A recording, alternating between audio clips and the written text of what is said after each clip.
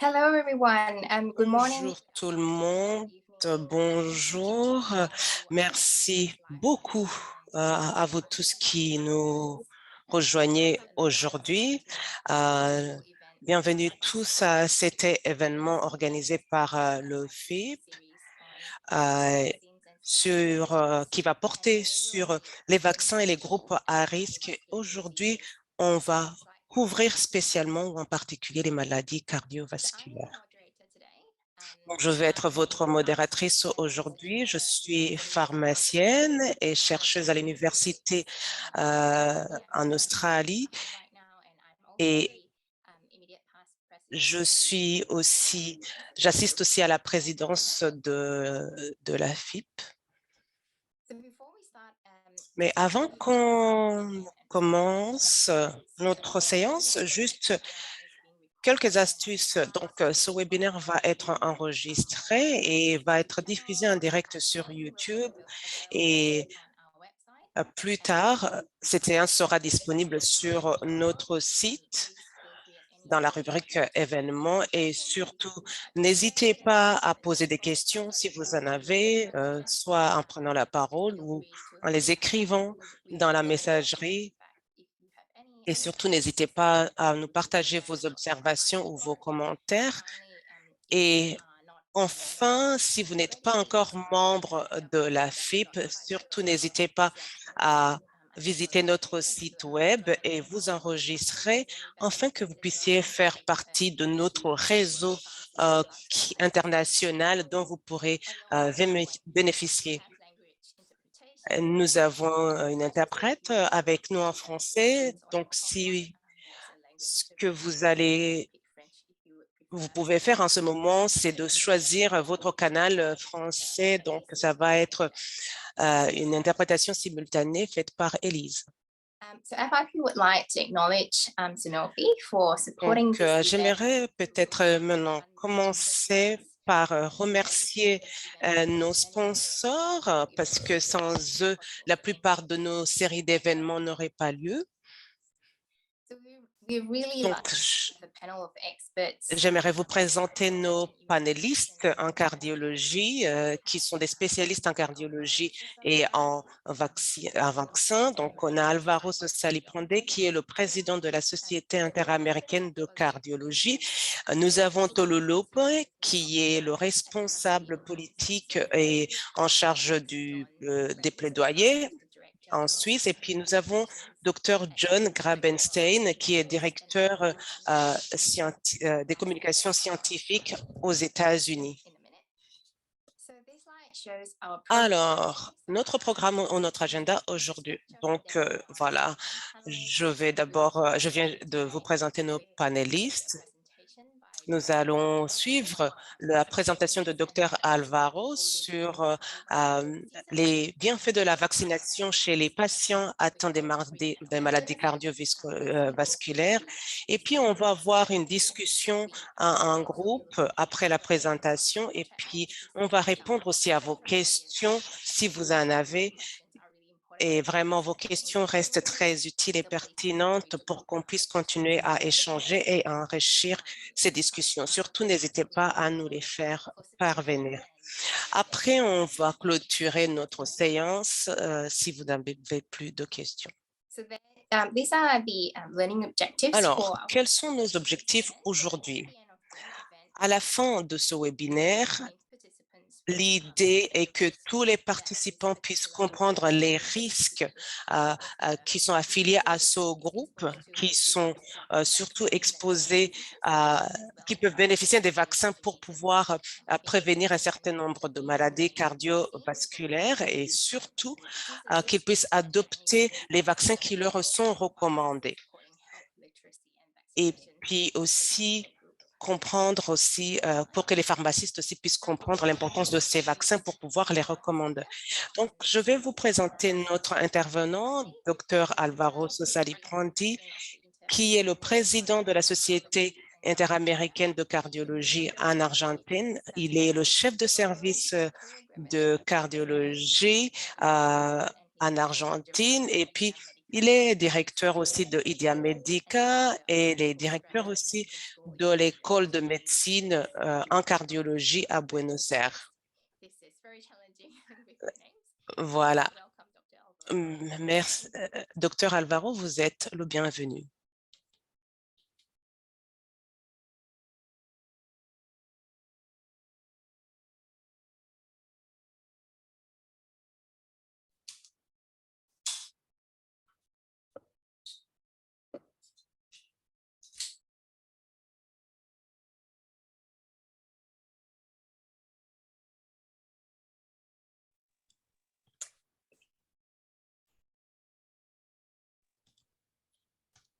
Alvaro, are you able to share slides? Thanks. Okay. Okay, good morning. Bonjour tout le monde.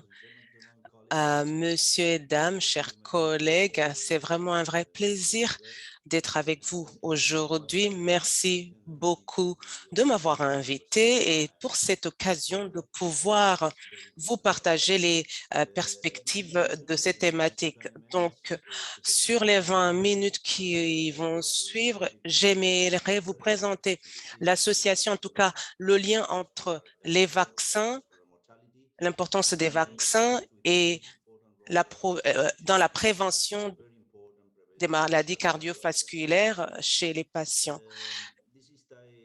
Donc, voilà l'agenda que je vous propose. On va discuter de l'impact des infections respiratoires sur la mortalité cardiovasculaire. Et puis, on va parler des lignes directrices, des orientations, des recommandations et surtout de la vaccination en tant que stratégie pour prévenir les maladies cardiovasculaires. Et puis, on va parler aussi des obstacles à la mise en œuvre. Donc, juste pour commencer, rappelez-vous que quand un malade est admis à l'hôpital, hospitalisé avec la pneumonie, il y a un certain nombre de conditions qui tendent ou qui peuvent détériorer sa condition, qui peuvent le pousser, en tout cas, occasionner même l'insuffisance cardiaque. Donc, par exemple, l'activation des plaquettes, l'état procoagulant, l'inflammation locale à l'intérieur des plaques, athérome, même toutes ces situations, ces conditions peuvent causer vraiment une situation, l'aggravation de l'état du patient. Il peut y avoir de l'athérome, il peut y avoir la rupture des plaques, il peut aussi tout cela peut vraiment apporter le patient à souffrir d'un syndrome coronarien aigu. Donc,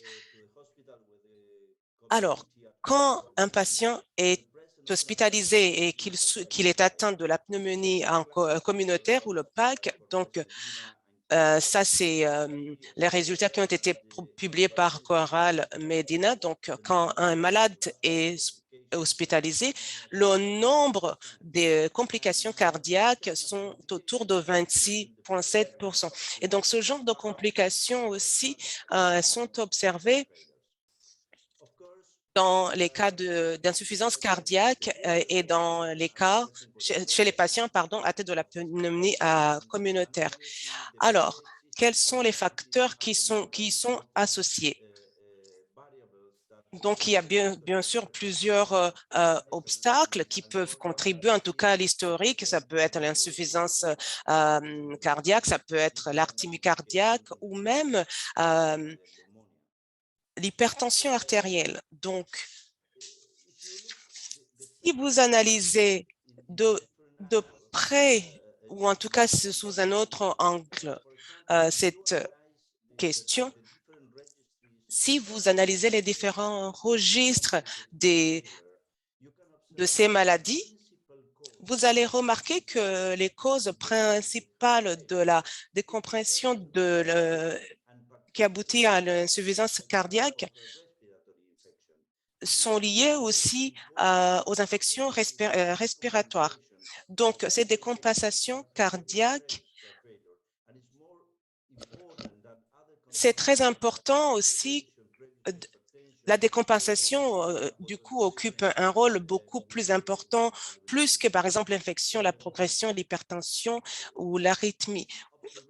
Donc, ces observations sont importantes parce que parce qu'elles risquent de compliquer la condition du malade. Comme je l'ai déjà indiqué, quand un malade est hospitalisé à cause de la PAC, donc la pneumonie communautaire, donc il a plus de risques d'être atteint de maladies cardiovasculaires. Si un patient souffre et de la pneumonie et de l'infarctus du myocarde, donc il a plus de chances que sa situation, en tout cas sa condition, s'aggrave. Donc, il faut vraiment tenir en compte de ces facteurs dans le traitement de ces patients. Donc, d'autres facteurs aussi qui aggravent l'infarctus du myocarde et qui occasionnent aussi la mortalité cardiovasculaire, c'est la grippe. Donc, ce qui a été constaté pendant la période de grande circulation du virus de la grippe, on a remarqué qu'il y a aussi que le taux des maladies cardiovasculaires aussi augmente. Donc, il faut établir la relation entre les infections respiratoires et l'infarctus du myocarde. Donc, l'un des articles qui a été publié par Jeffrey a observé que quand vous avez une infection qui est liée à la grippe et qui a été confirmée par les laboratoires, donc la probabilité de pouvoir d'attraper l'AMI ou l'IAM est 10 fois plus élevée pendant cette période. Et cette autre observation aussi qui a été publiée par Warren Gash et ses collègues confirme aussi les mêmes données parce que si vous avez une grippe dans la première semaine, par exemple, les 3 premiers jours, la probabilité d'avoir un CV est 6 fois plus élevée de pouvoir attraper une maladie cardiovasculaire qu'on va continuer à appeler CV pour pouvoir aller plus rapidement. Donc, vraiment, il y a une vraie corrélation entre les infections respiratoires et les maladies cardiovasculaires. Et bien entendu, bien sûr que la vaccination peut être vraiment une stratégie assez cruciale pour prévenir les CV ou les maladies cardiovasculaires, les MCV. Alors, quelle information avons-nous à ce point? Aujourd'hui, ce sont les résultats des analyses, des méta-analyses qui ont été menées qui vraiment synthétisent bien les différents résultats issus de différentes études.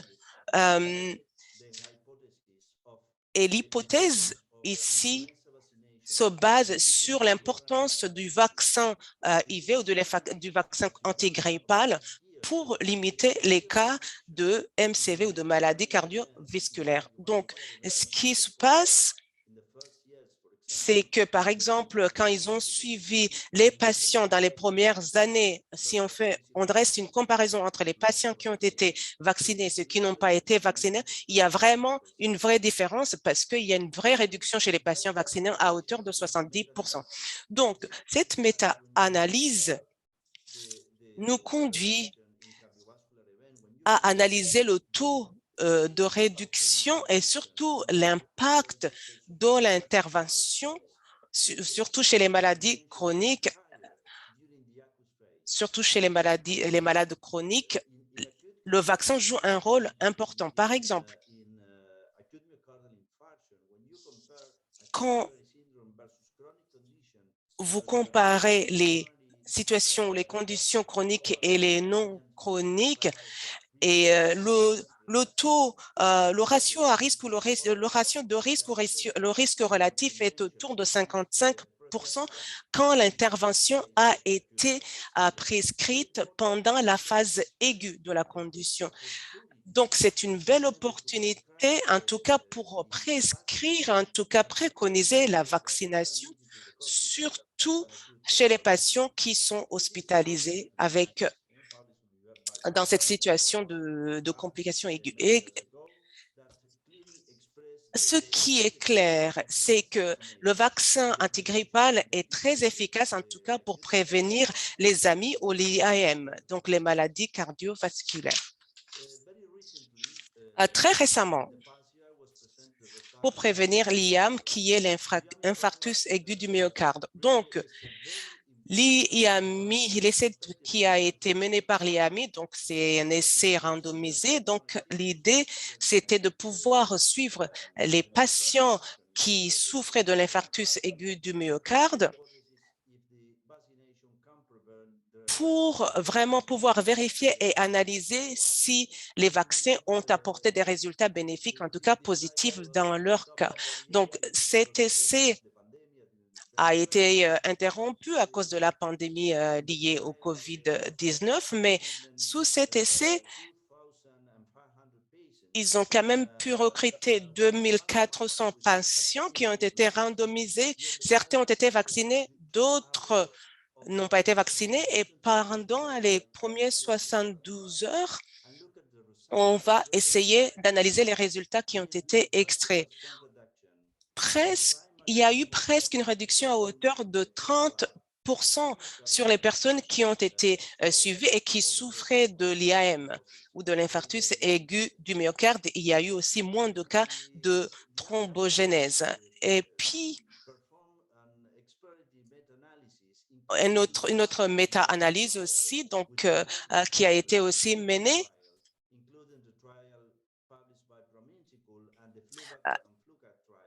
La méta-analyse qui a été menée, par exemple, pour pouvoir analyser la réduction du taux de mortalité lié au CV ou aux maladies cardiovasculaires a été à hauteur de 49%. Donc, encore une fois, une preuve que le vaccin est très bénéfique. Donc, voilà, ça, c'est une synthèse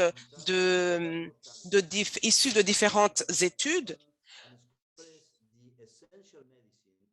Et ici, c'est la prescription vraiment des médicaments très importants que les patients devraient recevoir, par exemple les bêta-bloqueurs, les statines.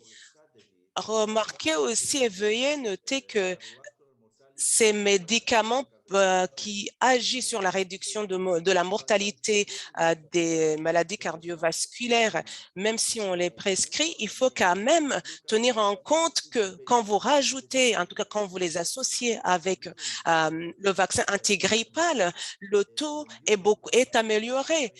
Si vous comparez avec les interventions classiques basées sur les médicaments. Donc, c'est l'une encore des raisons qui nous pousserait, en tout cas qui devrait nous pousser à préconiser le vaccin antigrippal dans la prévention des maladies cardiovasculaires.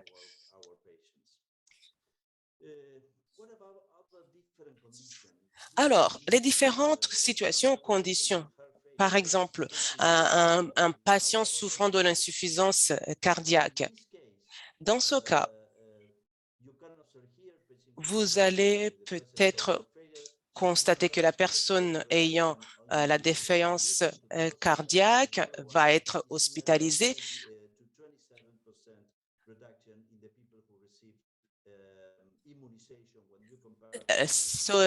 Un patient atteint de l'insuffisance cardiaque, une fois vacciné avec le vaccin antigrippal, sa situation s'améliore. Et puis aussi, on va maintenant toucher sur le vaccin antigrippal, son effet, en tout cas son impact sur la défaillance cardiaque.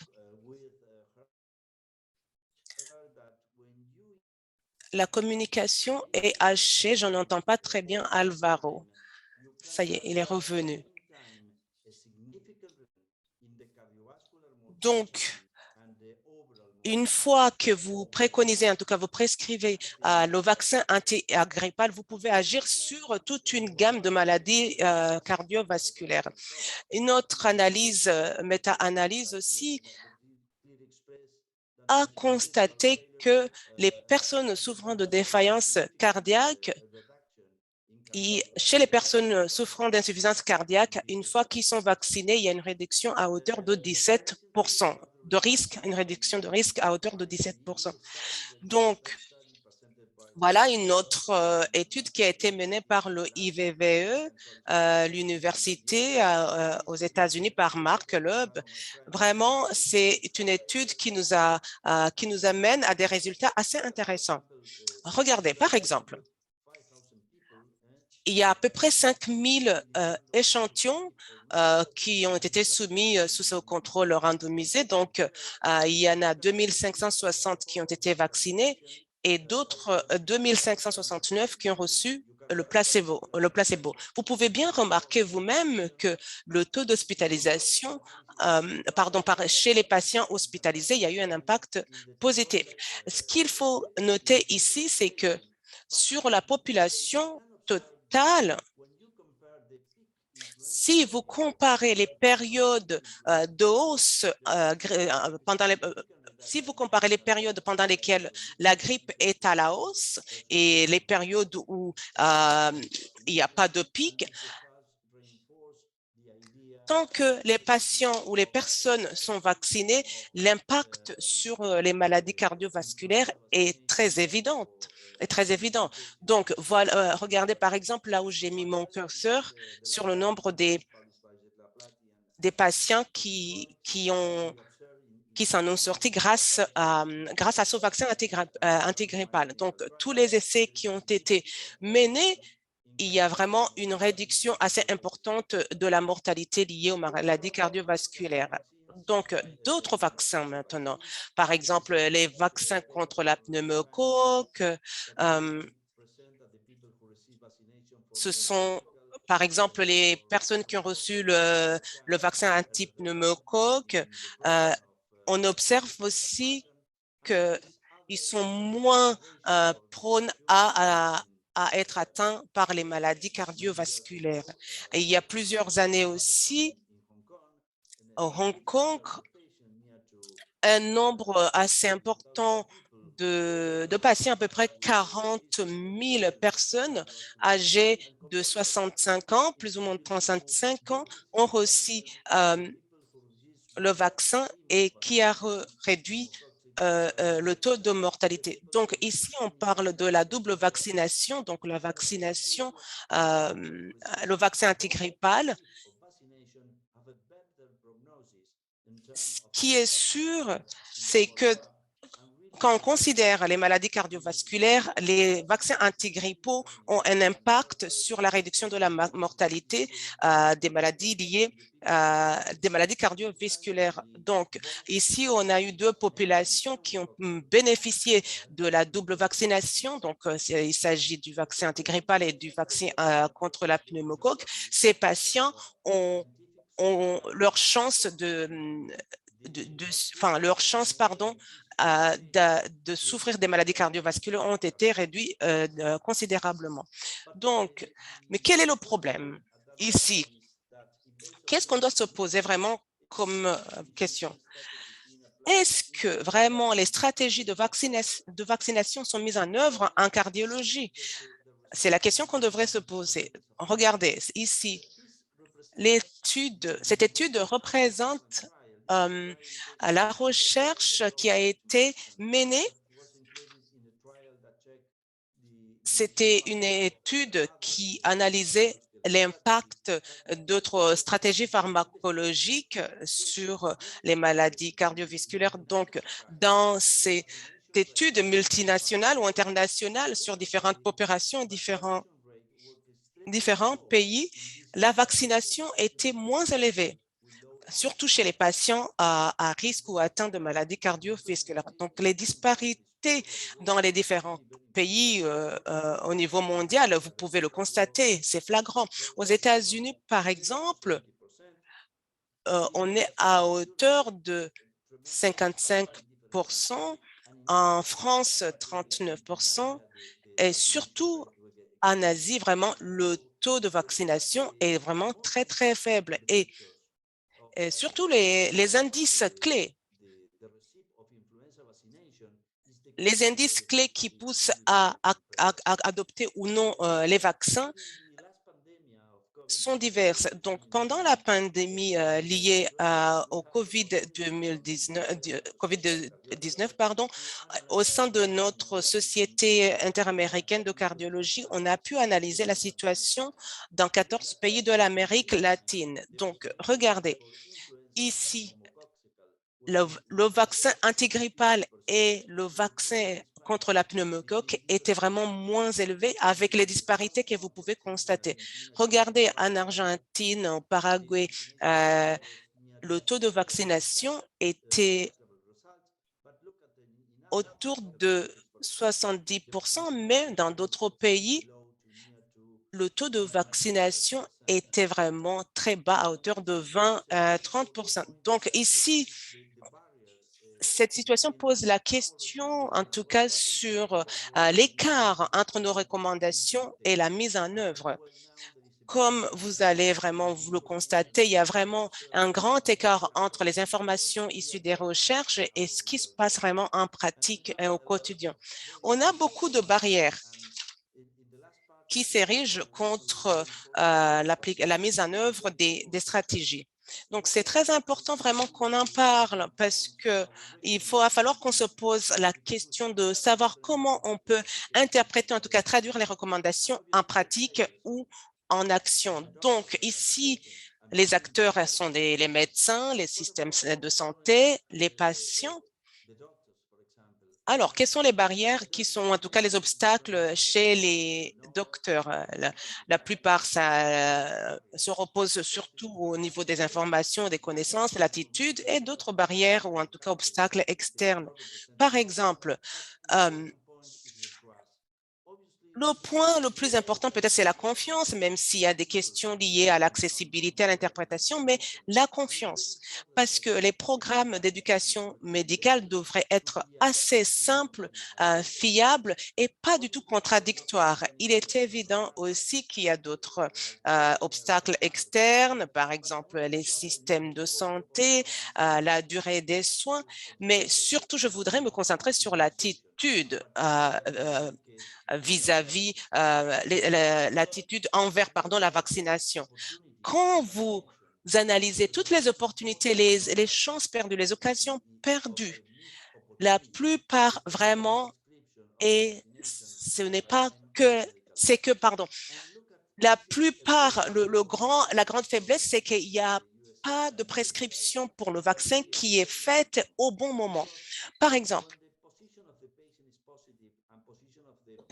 quand un patient teste positif et que le médecin aussi a une attitude, en tout cas une attitude positive vis-à-vis du vaccin, le patient va être beaucoup plus tourné à écouter son médecin et à adopter ou en tout cas à accepter la vaccination. Donc, c'est très important que le médecin soit vraiment très convaincu et qu'il puisse fournir des informations fiable et créer cet environnement de confiance. Alors, quels sont les obstacles pour la mise en œuvre de toutes les informations que nous avons? Donc, ici, peut-être ce qu'on pourrait dire, c'est que pour notre organisation, nous avons une très grande responsabilité pour pouvoir mener des campagnes de sensibilisation, surtout saisir toutes les occasions, les journées internationales qu'on a célébrées il y a quelques années. Il faut vraiment pouvoir déployer une campagne qui met l'accent sur l'importance des vaccins pour prévenir les maladies cardiovasculaires. Donc, on revient encore sur l'information et l'attitude et les obstacles externes, mais c'est surtout quand on parle d'attitude aussi, quand un patient est déprimé, cela réduit aussi ses chances de pouvoir adopter. En tout cas, il n'est pas prêt à pouvoir accepter le vaccin. Mais aussi, dans notre région, en Amérique latine, seulement 36% des pays ont adopté ces vaccins comme stratégie. Que 36%, c'est pas, ça reste un taux assez faible. Donc, on doit vraiment souligner l'importance du vaccin antigrippal dans la prévention des maladies cardiovasculaires et vraiment porter cette mission. Alors, dans d'autres situations aussi, rappelez-vous toujours que la conviction du médecin est un élément clé pour pouvoir convaincre les patients. Et puis, bien sûr, des fois, souvent, les patients sont très réticents, peut-être en fonction aussi de leur niveau d'études, de leur niveau d'éducation, leur localité géographique. Mais nos recommandations, surtout en particulier, c'est vraiment pouvoir. C'est très important pour que les médecins puissent adopter et inclure le vaccin en tant que stratégie pour prévenir les maladies cardiovasculaires, vraiment le considérer presque au même pied d'égalité que les traitements. Donc, c'est très aussi important de pouvoir avoir des interventions multidimensionnelles et surtout vacciner les patients soit avant qu'ils soient hospitalisés ou après qu'ils soient sortis de l'hôpital. Et aussi, il est important de pouvoir avoir une vraie stratégie pour augmenter le taux d'adoption du vaccin antigrippal. Donc, il faut vraiment que les campagnes aussi de sensibilisation soient bien adaptées au contexte de chaque pays et de chaque communauté et puis pouvoir les orienter en fonction des cultures, des sociétés au niveau local et régional. Et bien sûr aussi, parmi les stratégies, il faut vraiment travailler avec il faut vraiment collaborer avec les différents acteurs pour pouvoir porter ce programme et cette mission. Donc, peut-être la mise en œuvre, c'est peut-être la composante la plus importante et peut-être la représentant plus d'enjeux et plus complexe parce que nous avons beaucoup d'obstacles et surtout sous différentes dimensions qu'on peut considérer. Donc, c'est très important vraiment de s'appuyer sur cette formule de succès, donc avoir une information innovante et appropriée. Pour pouvoir la mettre en œuvre, il faut avoir un contexte, en tout cas un environnement propice pour pouvoir avoir des résultats sociaux considérables. Voilà, donc aujourd'hui, à notre ère, c'est important de garder en esprit qu'il y a des connaissances et des aptitudes dont on a besoin, surtout en matière de communication, de collaboration, de la créativité par exemple, ainsi que la pensée critique pour pouvoir avancer notre mission et notre cause. Chers collègues, je voudrais toucher aussi, en tout cas insister sur le fait que la double association du vaccin antigrippal et antipneumocoque reste des deux vaccins clés dans la prévention des maladies cardiovasculaires. Merci. Thank you very much, Dr. Alvaro, for that really insightful presentation. I'm aware that our interpreter, Elise, is working really hard throughout your presentation, and I wonder if you'd like, we might pause for a couple of minutes so that she has a bit of a rest, and we'll come back in about 3 minutes, if that's okay with everyone.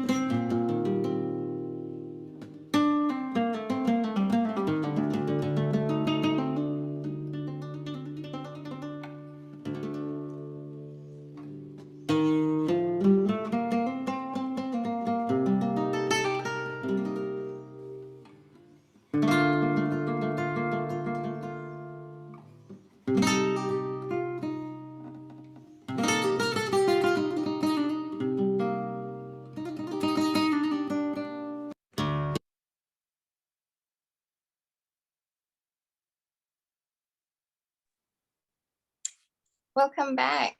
And thank you again, Dr. Alvaro, as well as Elise, for your hard work. Bon retour à tous, merci beaucoup. I have a lot of questions in my head already. I think your Euh, presentation, Alvaro, is Votre présentation vraiment était vraiment parfaite pour ouvrir le débat d'aujourd'hui. Donc, j'aimerais maintenant peut-être vous présenter nos autres panélistes avant de commencer nos échanges ou notre discussion.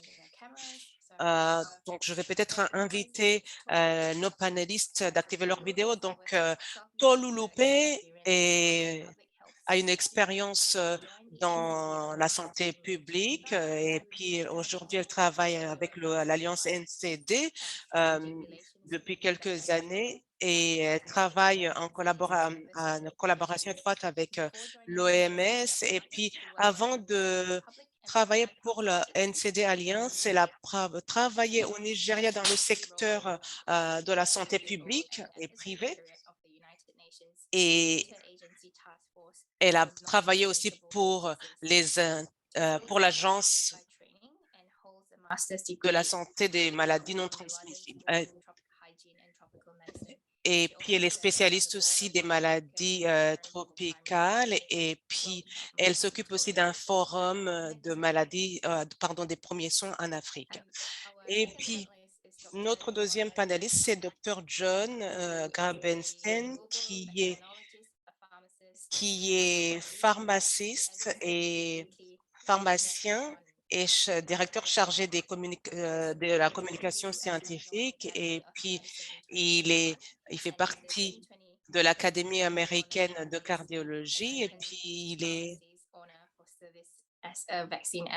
il chapeaute aussi, une association de pharmaciens aux États-Unis. Bienvenue, Dr. John.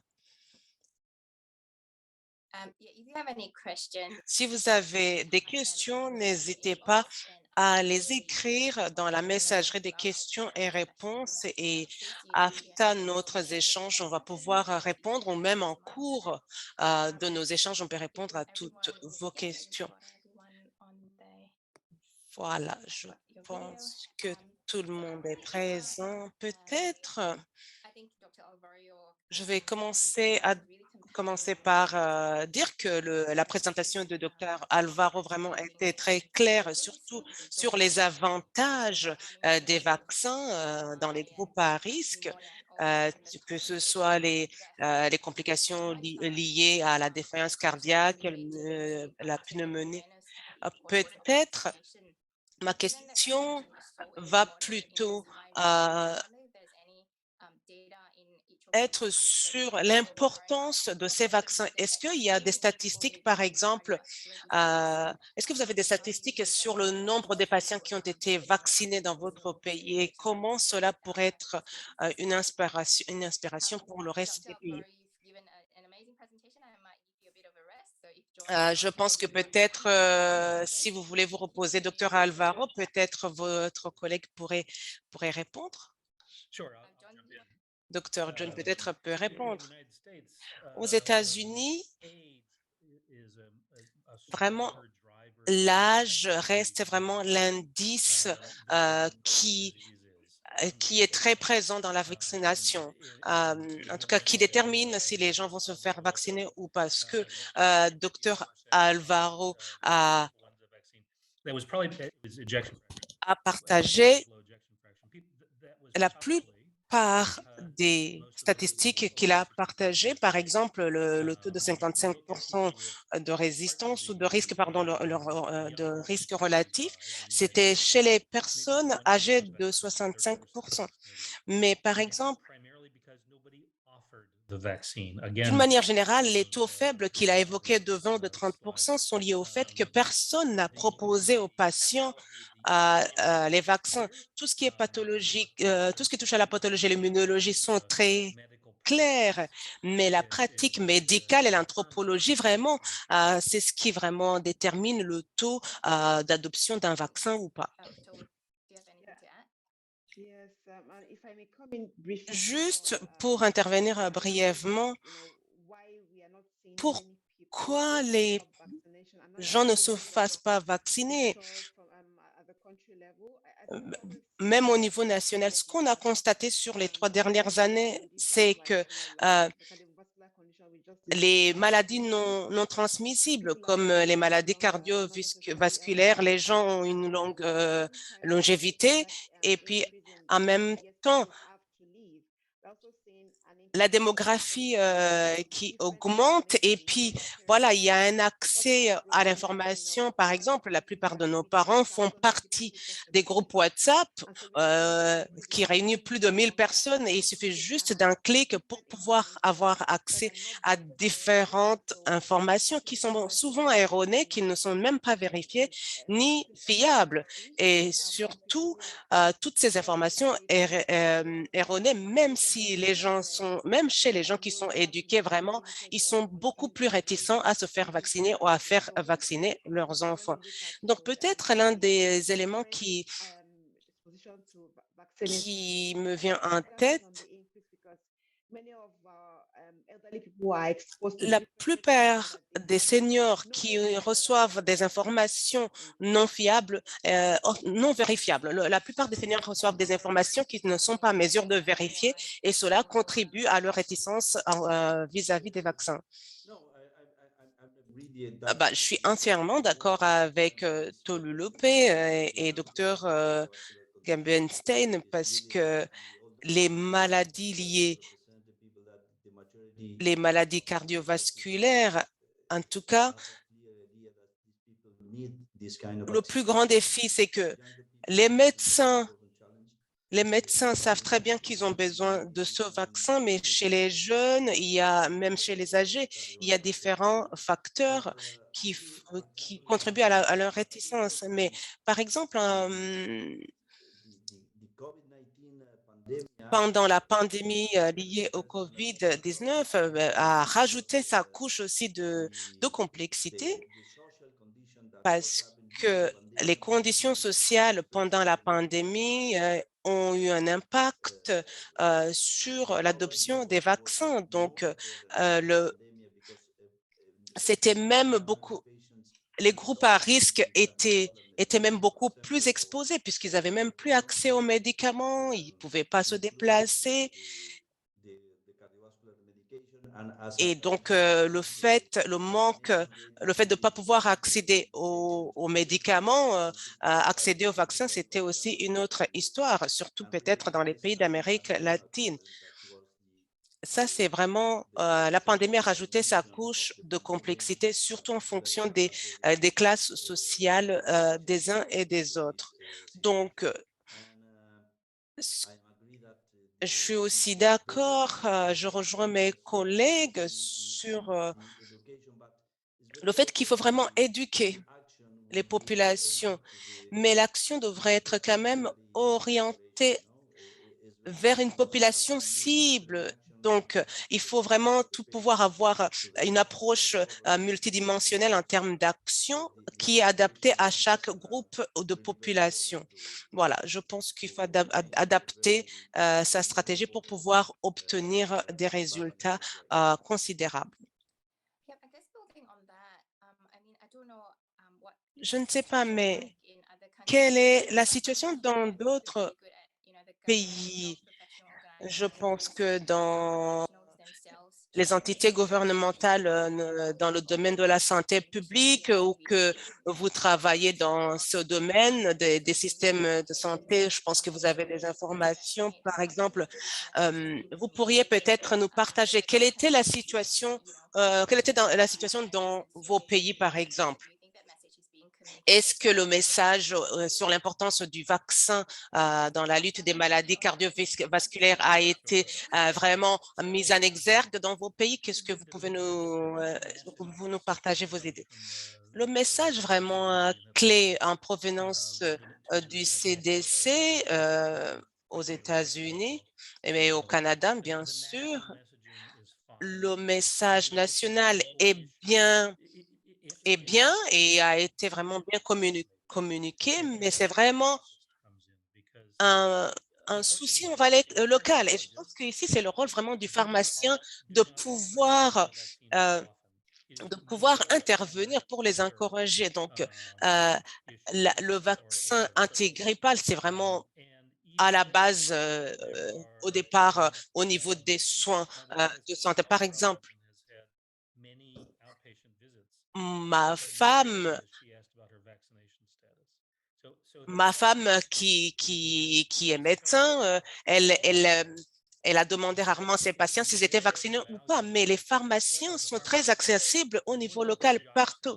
Vraiment, le pharmacien joue un rôle clé parce qu'il est plus accessible. Par exemple, il va donner en tout cas à un patient qui vient chercher, mettons, ses médicaments contre les maladies cardiovasculaires. Le pharmacien peut saisir cette occasion pour dire, ah, est-ce que vous êtes vacciné ou pas? Peut-être ça pourrait être important et intéressant pour vous de considérer le vaccin antigrippal puisque il présente des avantages dans votre cas. Voilà, donc le pharmacien vraiment peut jouer ce rôle de lien ou de connecteur. Ouais, voilà, vraiment, j'avais pas pensé à ça, c'est une très bonne idée.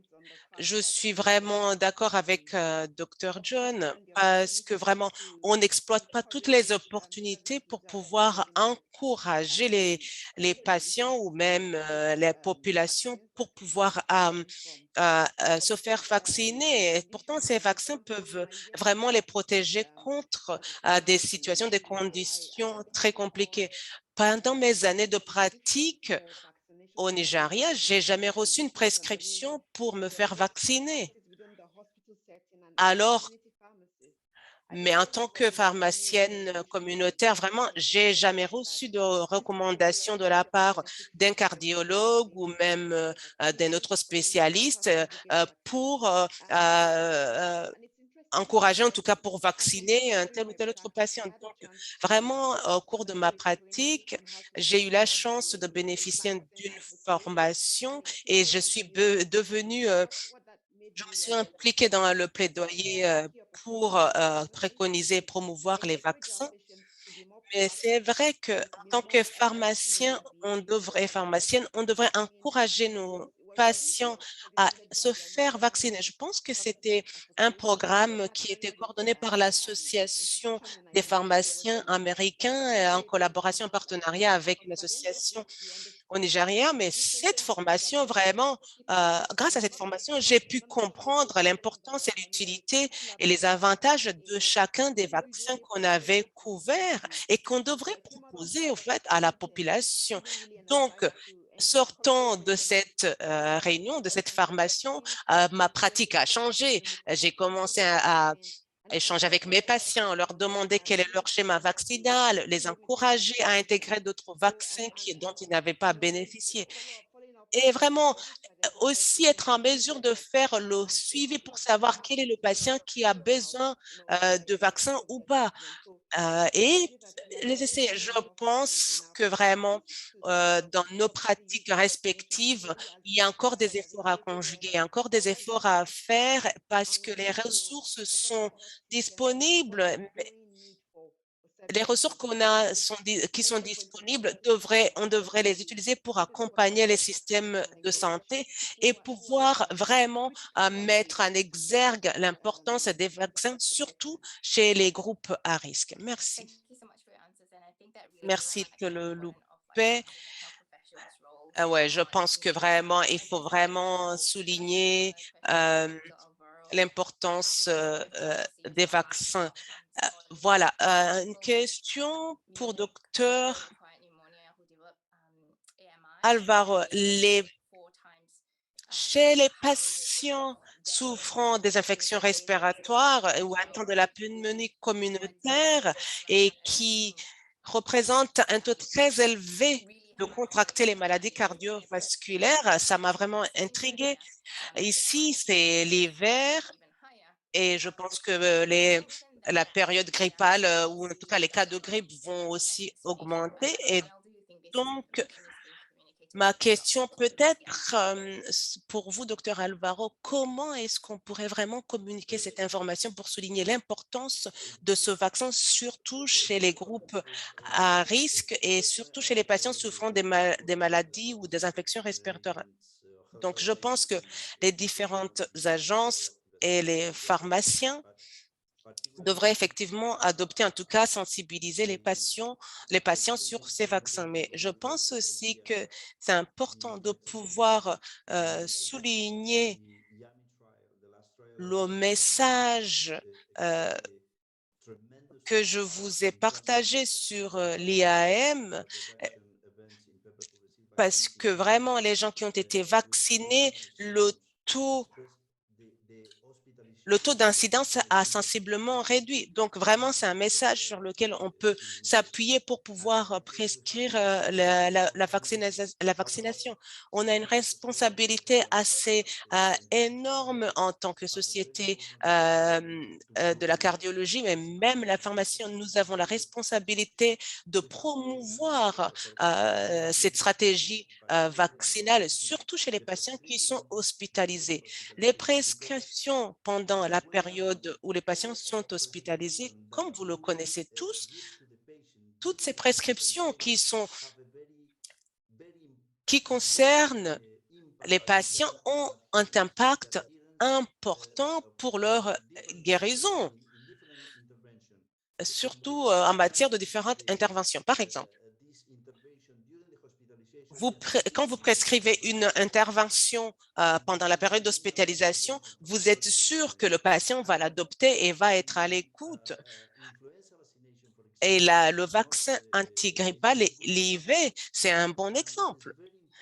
Et c'est vraiment très crucial. Je sais que les cardiologues aussi ont un rôle important. Ils pensent que peut-être il n'y a pas de problème cardiaque, enfin, que les vaccins ne relèvent pas de leur domaine, que c'est le rôle de la pédiatrie et autres départements. Mais en tant que cardiologue, l'information est tellement importante et que pouvoir partager cette information avec les médecins, les urgentistes, les médecins. C'est très important vraiment de partager cette information pour qu'elle soit intégrée dans les interventions. Donc, il faut vraiment qu'on mette l'accent sur ce message, l'impact de cette intervention. Par exemple, quand on fait une intervention de thrombolyse et autres, c'est à la même hauteur, au même niveau d'importance. Donc, c'est très important de prescrire le vaccin antigrippal, surtout dans les cas des AMI ou les maladies cardiovasculaires aiguës, l'infarctus du myocarde aigu. Il est clair que le patient, si le patient n'est pas hospitalisé, qui est dans une clinique, et bien sûr, la situation est un peu différente et peut-être un peu plus compliquée.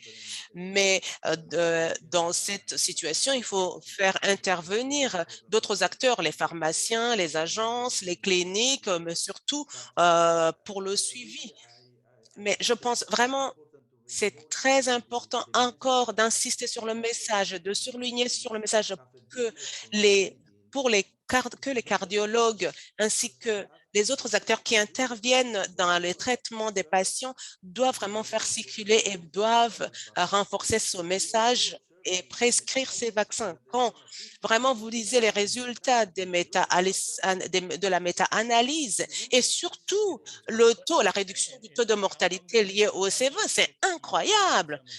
Combien de temps ça vous a pris pour réussir combien de temps ça vous prend pour sevrer pour un sevrage tabagique? Donc, ça prend tellement de temps pour les convaincre. Mais pour convaincre pour un vaccin, vraiment, ça prend 1 minute. Quand un patient est entre nos mains, il y a vraiment une attention particulière pour stabiliser sa situation. Est-ce qu'il faudrait le vacciner à ce moment-là ou il faudrait le vacciner juste avant sa sortie à l'hôpital? Quelle est la meilleure période pour les vacciner, pour leur proposer un vaccin? Il y a peut-être d'autres observations que je devrais mentionner. Quand vous analysez la courbe, rappelez-vous, il y a l'intervention dans les 72 heures, d'accord?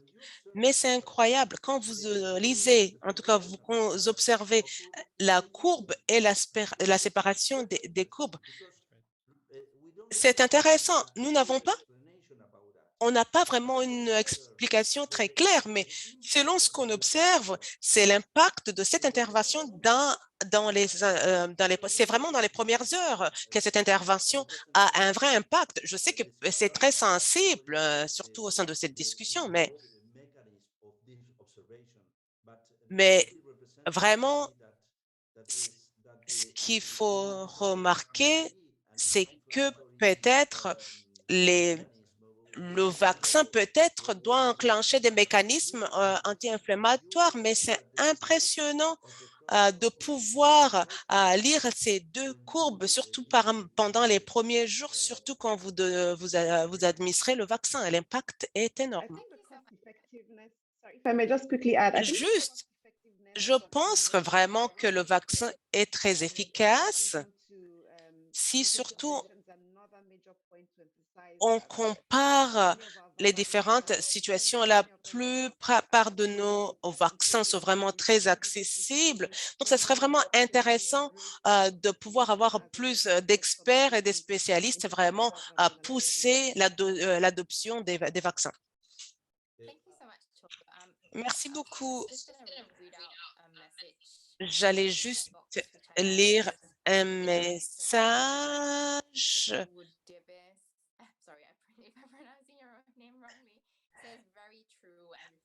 Il dit, Obina dit, ouais, c'est vrai,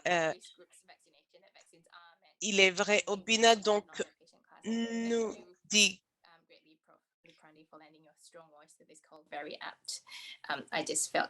Donc, le message de Bina, il est vrai et cela reflète l'opinion de la plupart de nos médecins sur la vaccination des groupes à risque, à savoir que les vaccins sont principalement destinés aux PAD et non à leur catégorie de patients. Mon expérience, c'est que il y a plus d'accent au niveau, il y a un accent mis sur les vaccins, surtout pendant la petite enfance chez les pédiatres, mais je pense que peut-être dans les pays où il n'y a pas une vraie tradition, une tradition forte de vaccins, c'est quelque chose qui peut se construire et qui peut se structurer au fur et à mesure. C'est vrai. Ma prochaine question pour vous, quels sont les obstacles principaux à l'augmentation du taux d'utilisation des vaccins recommandés? Est-ce que c'est possible de rendre la vaccination comme une pratique routinière que les pharmaciens peuvent recommander? Est-ce que c'est une possibilité de vraiment de le transformer en une pratique routinière ou habituelle? Ah bah oui, évidemment. Chaque endroit, chaque occasion où vous pouvez vraiment convaincre le patient pour les rappeler, pour les prescrire, que ce soit les infirmières, que ce soit les médecins, vraiment, il faut saisir toutes les occasions. Donc, peut-être, je pense que les patients souffrant de défaillance cardiaque ou souffrant de la diabète ou d'autres maladies cardiovasculaires ou même des personnes qui souffrent des maladies chroniques, je pense qu'avant leur sortie d'hôpital, ils ont toute une liste, une sorte de checklist qui est observée. Peut-être que le vaccin peut être inscrit sur cette liste, le vaccin antigrippal. Et peut-être ce serait l'occasion de pouvoir administrer le vaccin. Et surtout, l'administrer, parce que si vous proposez que vous ne l'administrez pas, bah, il n'y a pas de résultat. L'autre jour, je suivais un événement sur les vaccins et j'étais quand même assez surprise de remarquer que dans la plupart des pays, inclus l'Espagne, il n'y a pas obligation à se faire vacciner. Est-ce que vous pensez que cela constitue une barrière pour la population justement qui n'est pas vaccinée, en tout cas qui ne se sentent pas à l'aise du coup par conséquent d'aller d'initier la démarche pour demander un vaccin? Je pense que le fait d'avoir vécu cette pandémie et d'avoir constaté l'importance de se faire vacciner rapidement, je pense que peut-être cela peut servir de leçon dans nos pays, dans la plupart des pays, surtout chez les décideurs politiques et les décideurs dans le domaine de la santé. Ça pourrait servir de leçon ou d'inspiration pour pouvoir renforcer l'adoption des vaccins. Et je pense qu'aussi, comme je l'avais déjà évoqué, même si la situation est même si les gouvernements n'ont pas même peut-être des mécanismes ou de politiques en place pour faire vacciner leur population et que la plupart des pays s'arrêtent juste à l'enfance, je pense que la pandémie de la COVID nous a permis de pouvoir constater que c'est important de se faire vacciner à chaque période de la vie. Et c'est une opportunité aussi pour pouvoir mener des actions de plaidoyer chaque jour au cours de nos pratiques. Si on veut prendre un peu de recul pour peut-être toucher à d'autres sujets, peut-être les difficultés à accéder aux vaccins. Certains pays qui n'ont pas de politique en place, de politique de santé, certains pays ont même des vaccins qui sont couverts sur la vaccination universelle. D'autres vaccins sont payants. Peut-être il faut pouvoir extraire et catégoriser, en tout cas, identifier ceux qui sont en tout cas gratuits pour pouvoir les promouvoir et les pousser. Et puis ceux qui sont payants, trouver des mécanismes de sponsors pour que vraiment la population puisse avoir accès aux vaccins gratuitement. Cela pourrait nous aider à promouvoir la vaccination dans la plupart des pays. Merci beaucoup de nous partager votre expérience en Nigeria. Je pense que l'année passée en Australie, avec 15% de vaccination contre la COVID, et je pense qu'aujourd'hui, on est à peu près à 55%. Donc, il y a une forte augmentation. Peut-être ça pourrait, d'autres pays peuvent s'en inspirer pour renforcer la campagne de vaccination. Alors, Docteur Alvaro, vous avez parlé des fossés pour pouvoir mettre en œuvre, pour une bonne mise en œuvre ou une mise en œuvre réussie. Mais je me rappelle aussi que le vaccin à 3C, la confiance, et j'ai 3 questions pour prendre des 3C du vaccin et peut-être vous pouvez répondre à toutes les questions d'un coup ou peut-être les différents panélistes peuvent répondre. Que pensez-vous de la confiance du public vis-à-vis de la vaccination? Parce que certains patients ou certaines populations peuvent être assez réticents ou peuvent être hésitants pour se faire vacciner. La plupart des personnes, je pense, ont confiance dans les vaccins. Il y a vraiment, on va dire, une petite population de personnes qui doutent ou en tout cas qui questionnent. Je pense qu'on peut peut-être les réassurer par l'éducation. Par exemple, les pharmaciens, les infirmières doivent d'abord eux-mêmes y croire, être motivés, mais avoir confiance dans ces vaccins avant de pouvoir en parler aux patients. Mais je pense qu'en particulier, les groupes à risque, les patients à risque ou les groupes à risque devraient vraiment aussi être à la recherche de l'information. Le docteur Alvaro nous a présenté une diapo stipulant l'importance des médecins. Pardon, quand les médecins, vraiment, ce sont eux qui initient et qui suggèrent le vaccin, les patients sont plus réceptifs. Ils sont plus réceptifs et ils sont prêts à se faire vacciner. Et vraiment, la conviction et la conviction des médecins et des praticiens est très importante. Oui, et bien sûr, il y a d'autres facteurs, comme je l'ai déjà évoqué, mais cette confiance reste l'élément clé. dans ma région en Amérique latine, les vaccins sont vraiment considérés comme médicaments essentiels dans moins de 40% des pays en Amérique latine parce que tous ces médicaments ne sont pas du tout gratuits, ils sont payants. C'est un aspect important à considérer, à tenir en compte. Il est très important que nos actions soient orientées vers les gouvernements afin qu'elles aient accès, en fait, de garantir la gratuité des vaccins. Et puis, un autre point peut-être que je pourrais souligner, c'est l'éducation de la population, sensibilisation de la population. Comment est-ce qu'on formule le message pour garantir que la population puisse avoir confiance dans ces vaccins? Puisque vraiment la confiance, c'est vraiment le socle. Si les patients ont confiance dans nos informations, parce qu'aujourd'hui, il y a beaucoup de groupes anti-vaccins, comme nous le savons tous, il y a beaucoup de publications qui, par exemple,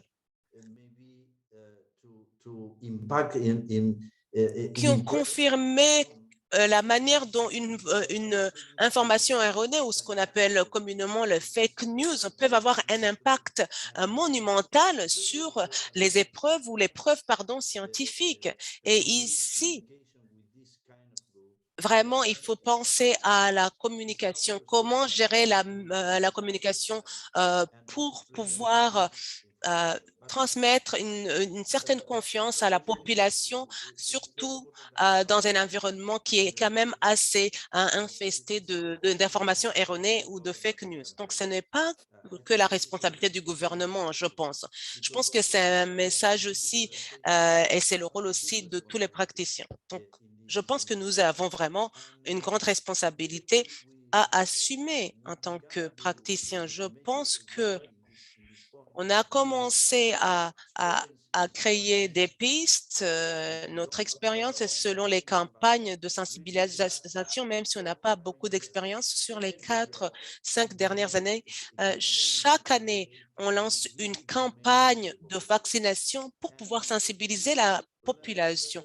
Et nous avons vraiment appris pas mal de leçons. La première, le message va être vraiment très ciblé en fonction de la population. Par exemple, notre audience cible sont les personnes qui vivent avec les maladies cardiovasculaires. Donc, vasculaires, pardon. Donc, ce qu'on a appris, par exemple, c'est que la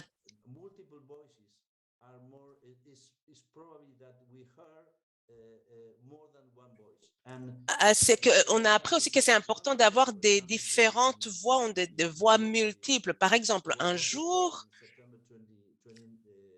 au mois de septembre 2019, on avait le même slogan qui a coulé, en tout cas qui a été renforcé tous les jours dans la plupart des pays. Parmi 116 institutions, un grand nombre de pays et partout, on avait tous le même message bien formulé. Et je pense que c'est important de pouvoir harmoniser l'information, qu'on puisse la partager et qu'on y aille tous ensemble de manière groupée pour que le message soit assez percutant. Donc, le message ici, les campagnes, ce n'est pas du tout, ce n'est pas que le rôle des gouvernements d'organiser les campagnes de sensibilisation. Je pense qu'au sein de nos sociétés, nous avons aussi tous un rôle à jouer et on peut tous organiser ces campagnes de sensibilisation. Merci pour les commentaires. Je pense que pendant la pandémie de la COVID a été un vrai rappel de l'importance, qui a souligné l'importance des vaccins, voire avoir les gouvernements qui renforcent le rôle du vaccin, cela a contribué aussi à l'adoption du vaccin au sein de la population. Et bien sûr, on a aussi un écart entre ceux qui sont pour et contre pour le vaccin et ceux qui sont contre le vaccin. Je pense que nous avons tous un rôle à jouer pour s'assurer que surtout les personnes à risque peuvent avoir accès au vaccin pour pouvoir vraiment vivre dignement. Nous devrions peut-être engager un dialogue avec la population, éviter vraiment juste d'imposer une information ou une éducation. Est-ce que essayer de comprendre pourquoi les personnes sont réticentes, pourquoi les populations sont réticentes, est-ce qu'ils ont des peurs, qu'est-ce qui en gros, comprendre les causes de leur réticence et essayer d'y répondre. Et puis, essayer vraiment de les rassurer afin de s'assurer que toutes ces personnes arrivent au point où elles se sentent rassurées pour se faire vacciner. Que ce soit même les agents de santé, que ce soit à tous les échelons, vraiment, chacun devrait adopter ce rôle de rappel, de sensibilisation, que ce soit le vaccin antigrippal, anti-pneumocoque, vraiment chaque acteur au sein des systèmes de santé adopter et prendre ce rôle à main pour pouvoir renforcer l'adoption des vaccins. Donc, je pense qu'il y a une question. J'allais parler de l'accessibilité des vaccins et vous avez déjà répondu à la question. Je remarque aussi que il ne reste pas beaucoup de temps. Peut-être je vais passer à la dernière question. Peut-être une question pour nos pharmaciens. Quelles sont les stratégies qui pourraient être appropriées, qu'on peut vraiment utiliser pour pouvoir promouvoir les vaccins, surtout chez les groupes à risque, les personnes vivant avec des maladies cardiovasculaires? Peut-être, premier élément est de s'assurer que tous les pharmaciens comprennent que les campagnes de prévention et de vaccination peuvent protéger les populations. Donc, comme je l'ai déjà évoqué, je ne me rappelle pas d'avoir bénéficié d'une formation sur la vaccination. Mais aujourd'hui, sauf que pour les personnes âgées ou pour l'avance, mais aussi on est dans une situation où on comprend très bien que la vaccination est importante sur les différentes étapes, dans les différentes étapes de notre vie. Donc, il faut vraiment peut-être que certains d'entre nous, on a besoin de se former, de s'éduquer, de s'ouvrir un peu plus, de faire des formations pour mieux comprendre comment on pourrait approcher la population et surtout les sensibiliser sur les vaccins. Et je pense que peut-être on peut aussi jouer un rôle de plaidoyer auprès des gouvernements pour qu'ils puissent étendre la vaccination sur les autres tranches d'âge et pas se concentrer que sur l'enfance. Je pense vraiment qu'on peut avoir un rôle assez crucial pour pouvoir discuter, pousser le gouvernement à étendre et à élargir la vaccination sur toutes les tranches d'âge de la population. Tous ces vaccins restent accessibles et tout le monde devrait en bénéficier. Aujourd'hui, on a une chaîne d'approvisionnement des vaccins vraiment qui est à la pointe et qui peut vraiment s'assurer que les vaccins sont acheminés à destination.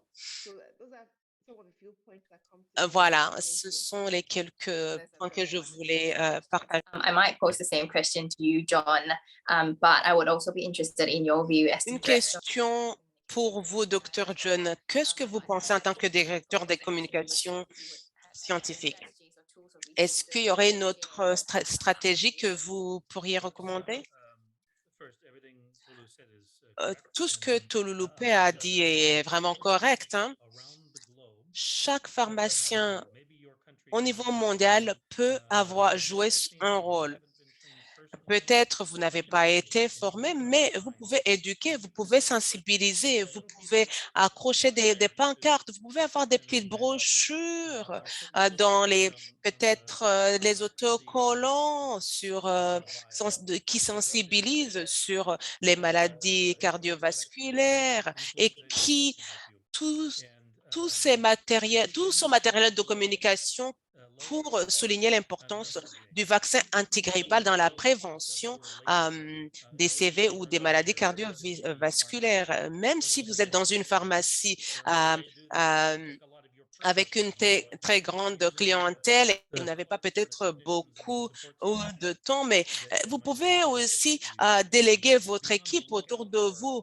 Vraiment, être attentif à tous ces patients qui viennent chez vous pour acheter des médicaments, pour leur lancer un petit rappel. Donc, moi, je recommande, juste de leur dire, est-ce que vous avez pensé à la vaccination et pouvoir aussi l'administrer dans la mesure du possible. Il y a un site web qui a été mis en place pour accompagner justement ceux qui administrent les vaccins, les pharmaciens. La plupart du contenu est en anglais. Désolé pour les non-anglophones, mais la plupart des informations, je pense que les informations en rapport avec les instructions basiques sont vraiment traduites à peu près, je pense, en 47 langues. Donc, au moins, en ce qui concerne les instructions sur ces vaccins, sur l'administration de ces vaccins, vraiment, sont restés accessibles. Donc, c'est vraiment important de comprendre comment on peut expliquer aux patients, aux populations et peut-être ça vaudrait peut-être aussi le coup de les faire traduire afin que toutes ces informations soient accessibles à tout le monde. Merci beaucoup. Juste un commentaire très court, très bref. Je suis en phase avec Dr. John, vraiment, le rôle du pharmacien pour pouvoir disséminer l'information. Je suis vraiment en phase, je suis d'accord. J'ai juste une petite suggestion ou une suggestion tout simplement, peut-être on peut, je voudrais d'ailleurs vous partager notre expérience. Quand vous décidez au sein de notre société de lancer, on va dire, une campagne de sensibilisation,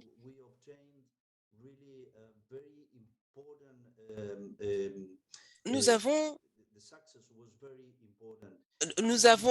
la campagne a été un vrai succès et peut-être ça pourrait être une idée que l'information aussi ne soit pas juste disséminée au niveau individuel par les pharmaciens, mais peut-être aussi adopter ce format peut-être de campagne, peut-être un jour au niveau mondial. Tous les pharmaciens ont le même message et mènent une action harmonisée au niveau mondial de vaccination, par exemple. C'est une idée, mais en tout cas, c'est notre expérience au sein de notre organisation. Bien sûr, dans le passé aussi, chacun de nous a fourni des efforts pour sensibiliser, mais après, il y a 6 ans, on s'est dit que ça pourrait être plus intéressant de collaborer avec les mêmes organisations et puis identifier un jour, avoir un message bien formulé, le partager et partager les actions harmonisées et avoir des actions harmonisées au même moment, même slogan, au même moment et même action au même moment au niveau mondial. Et comme je l'ai déjà évoqué, ça a été un vrai succès. Peut-être que ça peut vous inspirer. Merci beaucoup. Il y a une question en messagerie. Donc, c'est la question de Dr. Timmy Pré. Il dit, je ne me souviens pas non plus avoir reçu de formation sur les vaccins à l'école. Cela signifie-t-il que c'est différent dans d'autres pays? Mais quel genre de formation normalement sont proposées? Aux États-Unis, le programme est intégré dans le cursus, le parcours universitaire des pharmaciens, vraiment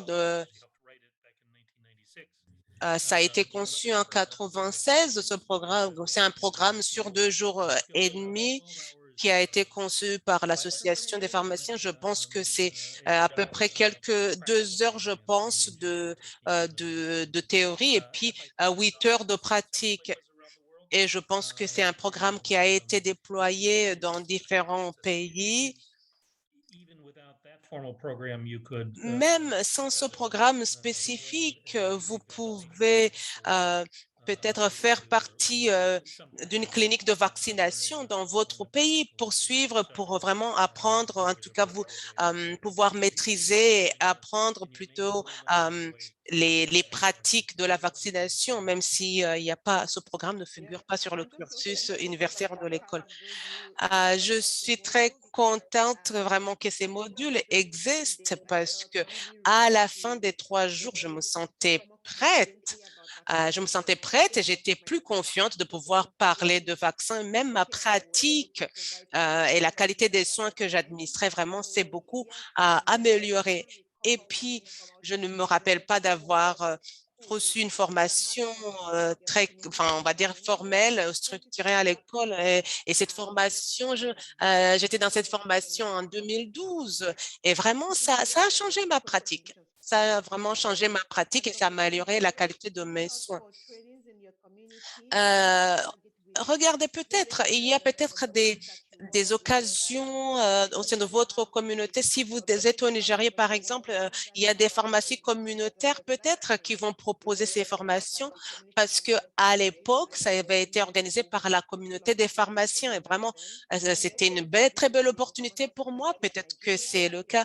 Peut-être aussi la société des pharmaciens au niveau du pays au Nigeria, peut-être vous pouvez les approcher et vous renseigner.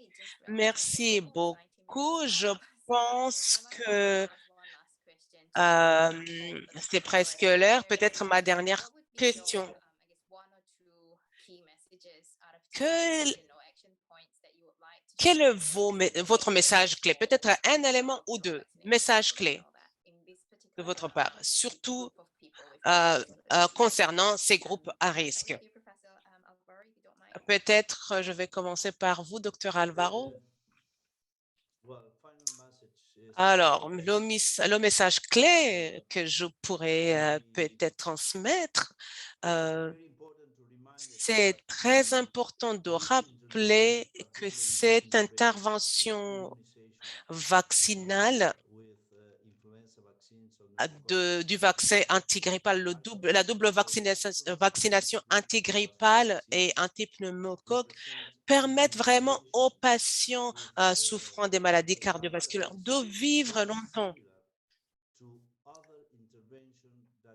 Et que vraiment, c'est une intervention qui est au même pied d'égalité que les autres interventions qu'on leur fournisse. Donc, c'est très important de souligner que le vaccin antigrippal et le vaccin antipneumocoque sont très, très importants dans la prévention.